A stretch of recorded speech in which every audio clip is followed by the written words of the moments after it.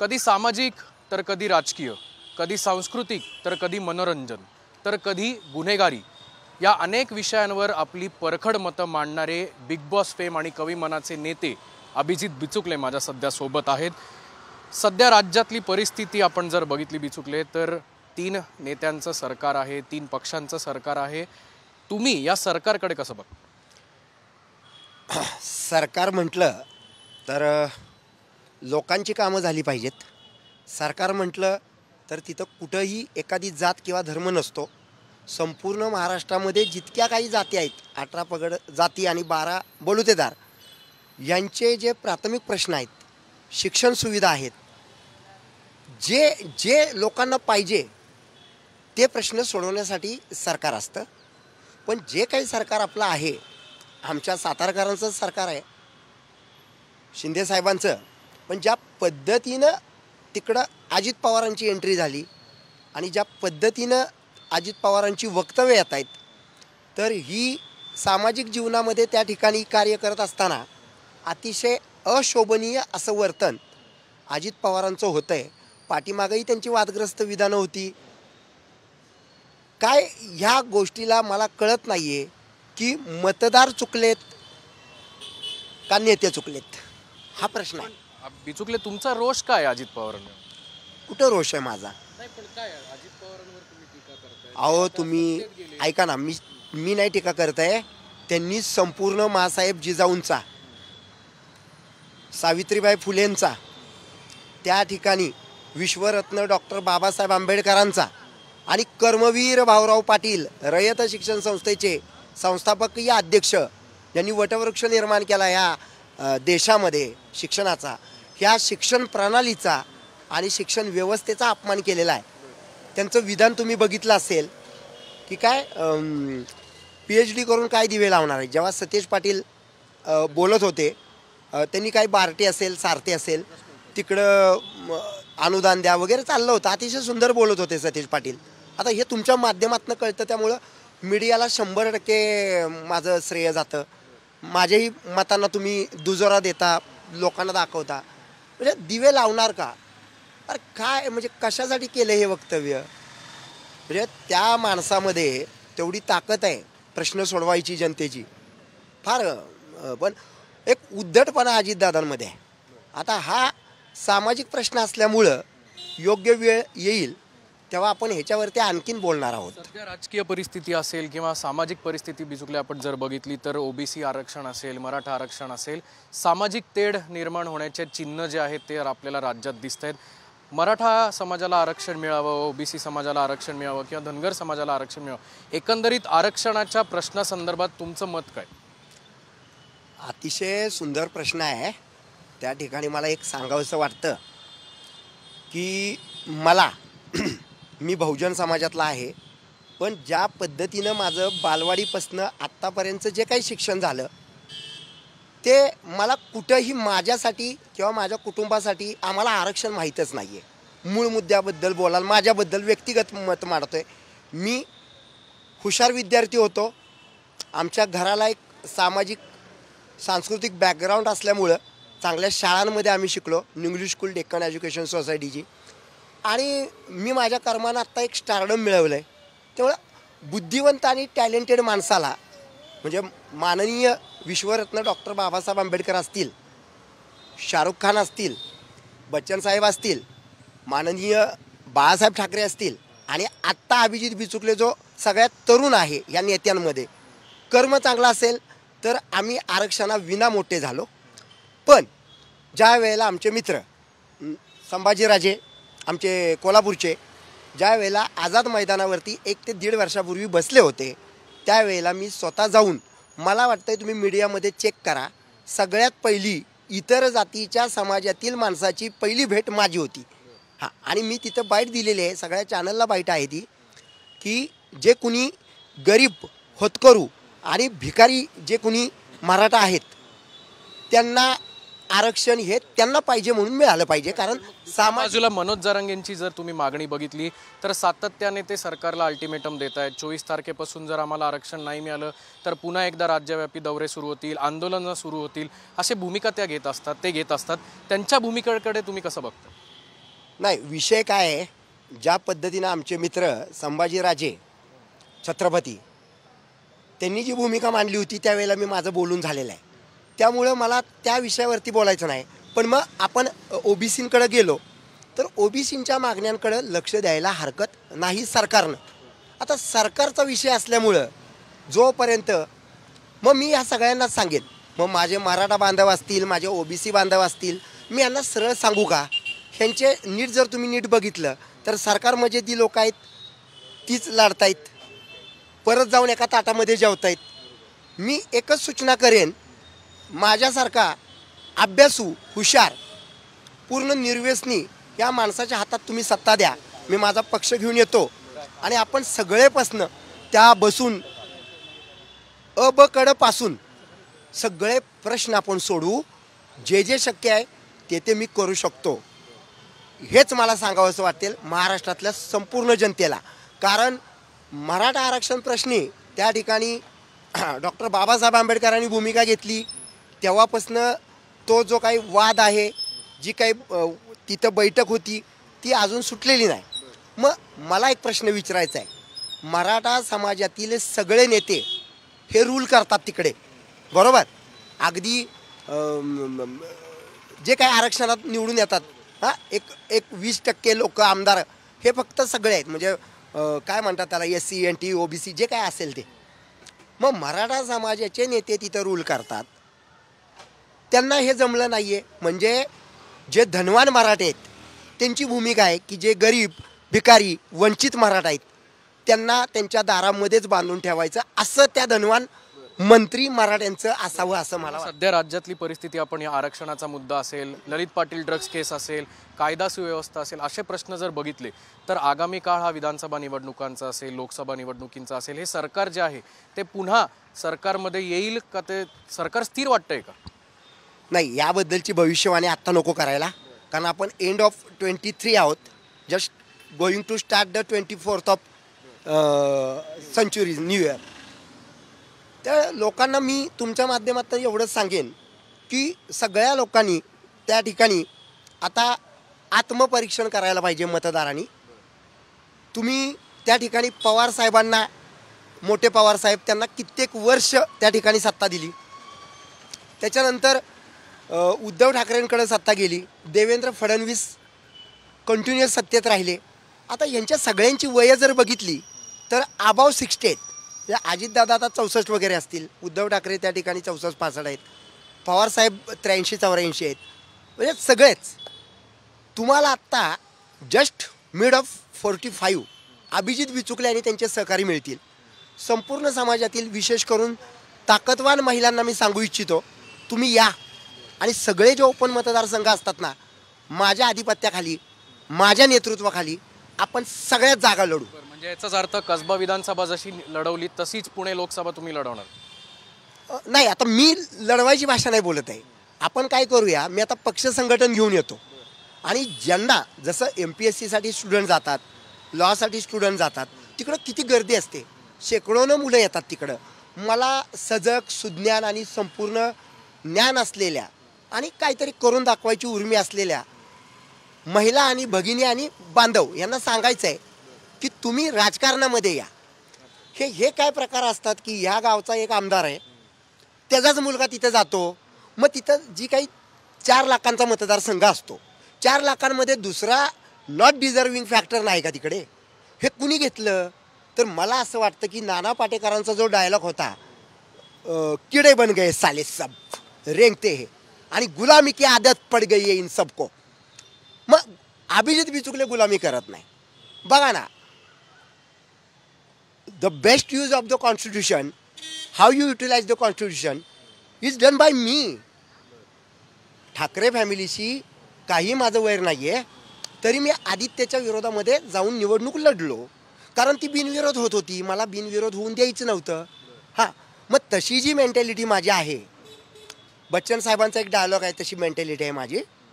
खरं हे बाबासाहेबांच्या पेनामुळं इतका मी शांत आणि सज्जन आहे. पण मग आता सध्या जसं तुम्ही आदित्य ठाकरेंचा उल्लेख केलात तसं आता कुठली लोकसभा विचार करताय? नाही, मी आत्ता माझं कागदोपत्री त्या ठिकाणी पक्ष संघटनेकडं बघतोय कारण ज्या काही प्रायोरिटीज आहेत, ज्या काही कागदोपत्री अडचणी आहेत त्या संपवतो आणि आपण नक्की काय करायचं याबद्दल आपण फेपमध्ये बोलूया. बिचुकले, शेवटचे 2 प्रश्न. काय पुढचे प्रोजेक्ट काय सध्या सुरू आहेत? गौतमी पाटीलला एकीकडे पिक्चर मिळतोय, बिचुकलेंना पिक्चर कधी मिळणार? बिचुकलेंचा रियालिटी शो कधी येणार? आता प्रेक्षक वाट बघ. माझ्याबरोबर नाव घ्यायचं झालं तर बच्चन साहेब, शाहरुख खान, सलमानचं घ्या. आणि मी कुणाच्या हाताखाली काम करत नाही. माझं प्रोडक्शन हाऊस आहे. जसं मी माझे दादा, माझे मोठे बंधू उदयनराजेंचा सुद्धा मी भाऊ म्हणून सुद्धा मी त्यांच्याबरोबर राहिलो नाही.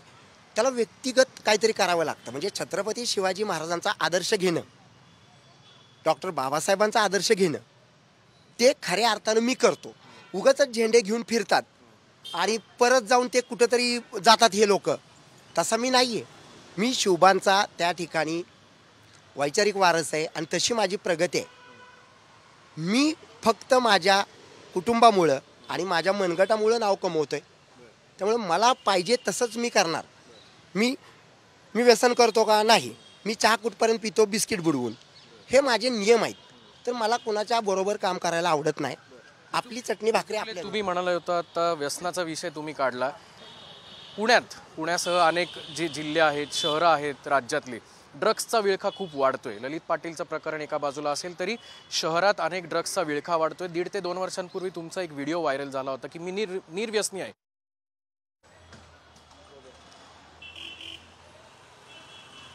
रोल आहे, सॉरी सर.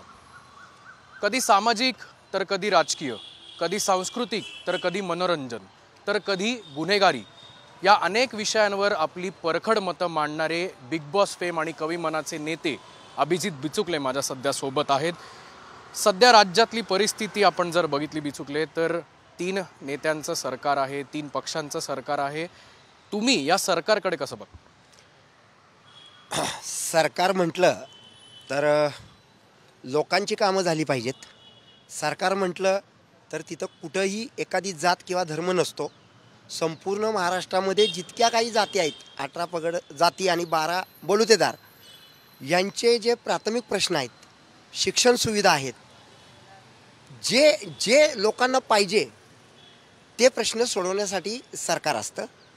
पण जे काही सरकार आपलं आहे, आमच्या सातारकरांचं सरकार आहे, शिंदे साहेबांचं, पण ज्या पद्धतीनं तिकडं अजित पवारांची एंट्री झाली आणि ज्या पद्धतीनं अजित पवारांची वक्तव्य येत आहेत, तर ही सामाजिक जीवनामध्ये त्या ठिकाणी कार्य करत असताना अतिशय अशोभनीय असं वर्तन अजित पवारांचं होतं आहे.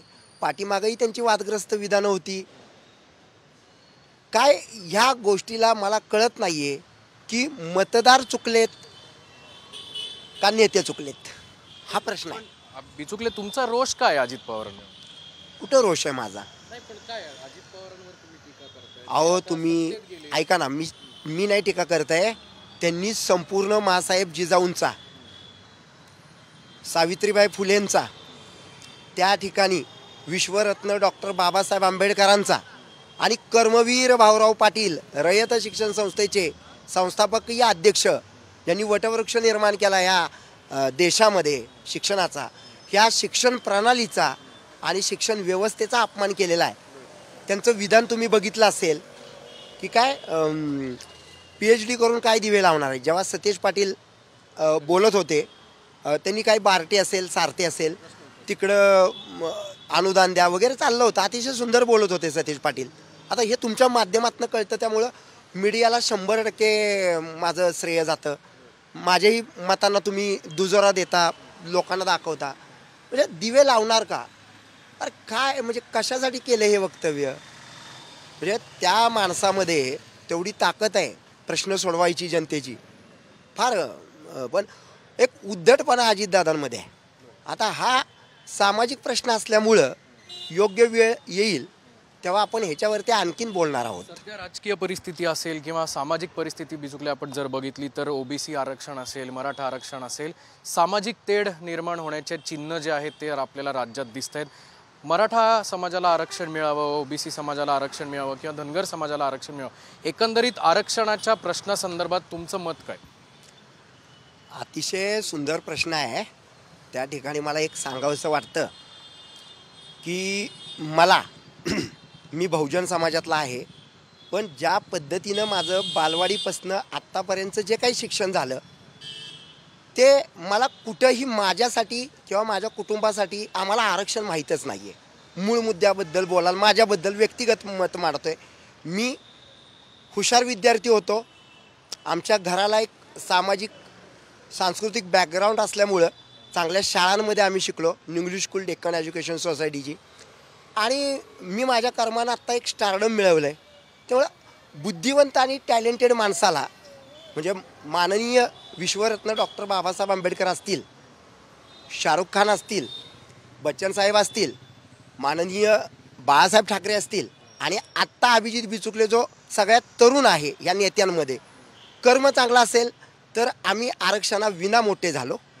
पण ज्या वेळेला आमचे मित्र संभाजीराजे आमचे कोल्हापूरचे ज्या वेळेला आझाद मैदानावरती 1 ते 1.5 वर्षापूर्वी बसले होते, त्यावेळेला मी स्वतः जाऊन, मला वाटतं तुम्ही मीडियामध्ये चेक करा, सगळ्यात पहिली इतर जातीच्या समाजातील माणसाची पहिली भेट माझी होती.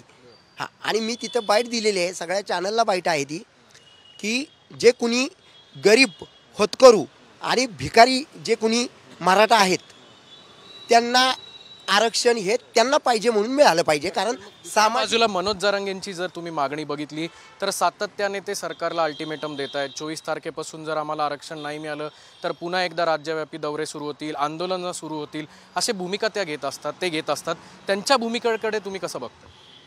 नाही, विषय काय आहे, ज्या पद्धतीनं आमचे मित्र संभाजीराजे छत्रपती त्यांनी जी भूमिका मांडली होती त्यावेळेला मी माझं बोलून झालेलं आहे. त्यामुळं मला त्या विषयावरती बोलायचं नाही. पण मग आपण ओबीसींकडे गेलो तर ओबीसींच्या मागण्यांकडे लक्ष द्यायला हरकत नाही सरकारनं. आता सरकारचा विषय असल्यामुळं जोपर्यंत मग मी ह्या सगळ्यांनाच सांगेन, मग माझे मराठा बांधव असतील, माझे ओबीसी बांधव असतील, मी यांना सरळ सांगू का, ह्यांचे नीट जर तुम्ही नीट बघितलं तर सरकार म्हणजे ती लोक आहेत तीच लढतायत, परत जाऊन एका ताटामध्ये जेवतायत. मी एकच सूचना करेन, माझ्यासारखा अभ्यासू, हुशार, पूर्ण निर्व्यसनी या माणसाच्या हातात तुम्ही सत्ता द्या, मी माझा पक्ष घेऊन येतो आणि आपण सगळेपासनं त्या बसून ब कडपासून सगळे प्रश्न आपण सोडवू. जे जे शक्य आहे ते मी करू शकतो, हेच मला सांगावंसं वाटेल महाराष्ट्रातल्या संपूर्ण जनतेला. कारण मराठा आरक्षण प्रश्नी त्या ठिकाणी डॉक्टर बाबासाहेब आंबेडकरांनी भूमिका घेतली तेव्हापासनं तो जो काही वाद आहे, जी काही तिथं बैठक होती ती अजून सुटलेली नाही. मग मला एक प्रश्न विचारायचा आहे, मराठा समाजातील सगळे नेते हे रूल करतात तिकडे, बरोबर?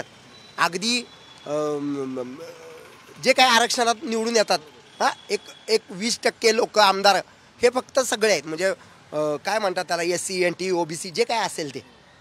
मग मराठा समाजाचे नेते तिथं रूल करतात, त्यांना हे जमलं नाही आहे. म्हणजे जे धनवान मराठे आहेत त्यांची भूमिका आहे की जे गरीब, भिकारी, वंचित मराठा आहेत त्यांना त्यांच्या दारामध्येच बांधून ठेवायचं, असं त्या धनवान मंत्री मराठ्यांचं असावं असं मला वाटतं. सध्या राज्यातली परिस्थिती, आपण या आरक्षणाचा मुद्दा असेल, ललित पाटील ड्रग्ज केस असेल, कायदा सुव्यवस्था असेल, असे प्रश्न जर बघितले तर आगामी काळ हा विधानसभा निवडणुकांचा असेल, लोकसभा निवडणुकींचा असेल, हे सरकार जे आहे ते पुन्हा सरकारमध्ये येईल का, ते सरकार स्थिर वाटतंय का?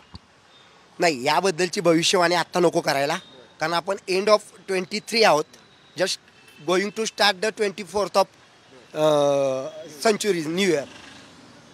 त्या लोकांना मी तुमच्या माध्यमातून एवढंच सांगेन की सगळ्या लोकांनी त्या ठिकाणी आता आत्मपरीक्षण करायला पाहिजे मतदारांनी.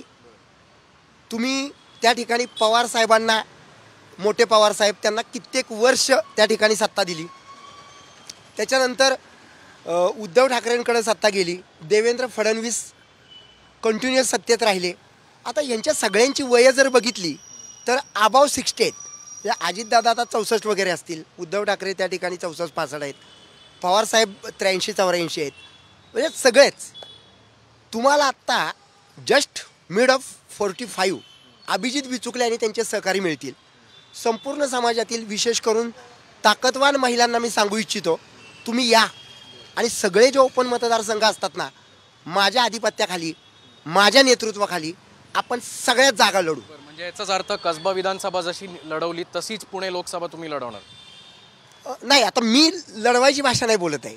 आपण काय करूया, मी आता पक्ष संघटन घेऊन येतो आणि ज्यांना जसं MPSC साठी स्टुडंट जातात, लॉसाठी स्टुडंट जातात, तिकडं किती गर्दी असते, शेकडोनं मुलं येतात तिकडं. मला सजग, सुज्ञान आणि संपूर्ण ज्ञान असलेल्या आणि काहीतरी करून दाखवायची उर्मी असलेल्या महिला आणि भगिनी आणि बांधव यांना सांगायचं आहे की तुम्ही राजकारणामध्ये या. हे काय प्रकार असतात की ह्या गावचा एक आमदार आहे, त्याचाच मुलगा तिथे जातो, मग तिथं जी काही 4 लाखांचा मतदारसंघ असतो, 4 लाखांमध्ये दुसरा नॉट डिझर्विंग फॅक्टर नाही का तिकडे, हे कुणी घेतलं? तर मला असं वाटतं की नाना पाटेकरांचा जो डायलॉग होता, किडे बन गए साले सब रेंगते है आणि गुलामी की आदत पड गई है इन सबको. मग अभिजित बिचुकले गुलामी करत नाही. बघा ना, the best use of the constitution, how you utilise the constitution is done by me. Thackeray फॅमिलीशी काही माझं वैर नाही आहे, तरी मी आदित्यच्या विरोधामध्ये जाऊन निवडणूक लढलो, कारण ती बिनविरोध होत होती, मला बिनविरोध होऊन द्यायचं नव्हतं. हां, मग तशी जी मेंटॅलिटी माझी आहे, बच्चन साहेबांचा एक डायलॉग आहे, तशी मेंटॅलिटी आहे माझी. खरं हे बाबासाहेबांच्या पेनामुळं इतका मी शांत आणि सज्जन आहे. पण मग आता सध्या जसं तुम्ही आदित्य ठाकरेंचा उल्लेख केलात तसं आता कुठली लोकसभा विचार करताय? नाही, मी आत्ता माझं कागदोपत्री त्या ठिकाणी पक्ष संघटनेकडं बघतोय, कारण ज्या काही प्रायोरिटीज आहेत, ज्या काही कागदोपत्री अडचणी आहेत त्या संपवतो आणि आपण नक्की काय करायचं याबद्दल आपण फेपमध्ये बोलूया. बिचुकले, शेवटचे 2 प्रश्न. काय पुढचे प्रोजेक्ट काय सध्या सुरू आहेत? गौतमी पाटीलला एकीकडे पिक्चर मिळतोय, बिचुकलेंना पिक्चर कधी मिळणार? बिचुकलेंचा रियालिटी शो कधी येणार? आता प्रेक्षक वाट बघ. माझ्याबरोबर नाव घ्यायचं झालं तर बच्चन साहेब, शाहरुख खान, सलमानचं घ्या. आणि मी कुणाच्या हाताखाली काम करत नाही, माझं प्रोडक्शन हाऊस आहे. जसं मी माझे दादा, माझे मोठे बंधू उदयनराजेंचा सुद्धा मी भाऊ म्हणून सुद्धा मी त्यांच्याबरोबर राहिलो नाही. त्याला व्यक्तिगत काहीतरी करावं लागतं. म्हणजे छत्रपती शिवाजी महाराजांचा आदर्श घेणं, डॉक्टर बाबासाहेबांचा आदर्श घेणं, ते खऱ्या अर्थानं मी करतो. उगाच झेंडे घेऊन फिरतात आणि परत जाऊन ते कुठंतरी जातात हे लोक, तसा मी नाही आहे. मी शिवबांचा त्या ठिकाणी वैचारिक वारस आहे आणि तशी माझी प्रगती आहे. मी फक्त माझ्या कुटुंबामुळं आणि माझ्या मनगटामुळं नाव कमवतो आहे. त्यामुळे मला पाहिजे तसंच मी करणार. मी व्यसन करतो का? नाही. मी चहा कुठपर्यंत पितो, बिस्किट बुडवून. हे माझे नियम आहेत. तर मला कुणाच्या बरोबर काम करायला आवडत नाही. आपली चटणी भाकरी आपल्या. तुम्ही म्हणाला होता आता व्यसनाचा विषय तुम्ही काढला. पुण्यासह अनेक जे जिल्हे आहेत, शहरं आहेत राज्यातली, ड्रग्सचा विळखा खूप वाढतोय. ललित पाटीलचं प्रकरण एका बाजूला असेल तरी शहरात अनेक ड्रग्सचा विळखा वाढतोय. 1.5 ते 2 वर्षांपूर्वी तुमचा एक व्हिडिओ व्हायरल झाला होता की मी निर्व्यसनी आहे, 31 डिसेंबरला दारू पिऊ नका. तसंच आव्हान यावेळेस, आता 31 डिसेंबर जवळ येतोय, काय आव्हान? मला वाटतं आमचे मित्र इकडे आहेत. आता आपण अनाऊन्स करूया. आपण सरासरी बाजीराव रोडला 31 डिसेंबरला तुम्ही या. मी दूध वाटपाचा कार्यक्रम करतो. मी नेहमी सातारमध्ये करत होतो. 100% नको आहे ना. व्यायाम करा, पैलवान व्हा, मेंदूचा अभ्यास करा, मोठमोठ्या पदांवरती जा आणि तुमचे आईवडील तुमच्यासाठी काय करतात हे बघा. त्याच्या सतरंजा उचलू नका बरं का. आदर्शच घ्यायचा आहे ना, अभिजित बिचुकलेंचा घ्या. माझे दादा, मोठे बंधू छत्रपती उदयनराजे भोसलेंबरोबर सुद्धा मी राहिलो नाही. ह्याला म्हणतात स्वाभिमानानं स्वतःची जागा निर्माण करणं. जसं औरंगजेबाच्या विरोधामध्ये माझे राजे छत्रपती शिवाजी महाराज तुटून पडले होते, पण त्यावेळेला तलवार होती, आता पेन आहे. आणि एक लक्षात ठेवा, मी पूर्ण अध्यात्मही मानतो आणि अध्यात्म मानायची संधी, मोकळीक ही संविधान दिलेलं आहे. त्यामुळं जितकं आध्यात्मिक आहे तितकाच मी संविधान प्रेमीसुद्धा आहे. मी पूर्णपणे भारतीय आहे. आपण बघू शकतो की मी शिवबांचाच मावळा आहे, मी कोणाच्याही चादरी उचलणार नाही आणि आगामी काळ हा जरी निवडणुकींचा असेल तरी माझी भूमिका जी आहे ती मी येत्या काळात ठामपणे मांडेल, अशी प्रतिक्रिया स्वतः अभिजित बिचुकलेंनी दिली आहे. कॅमेरामन निकेतन मानेसह अक्षय बडवे, साम TV न्यूज, पुणे. देश विदेशातील प्रत्येक घडामोडींचे लाईव्ह अपडेट मिळवण्यासाठी आता साम टीव्हीच्या सर्व सोशल मीडिया प्लॅटफॉर्मला लाईक, फॉलो आणि सबस्क्राईब करा. तसंच सर्व नोटिफिकेशनसाठी बेल आयकॉन प्रेस करायला विसरू नका.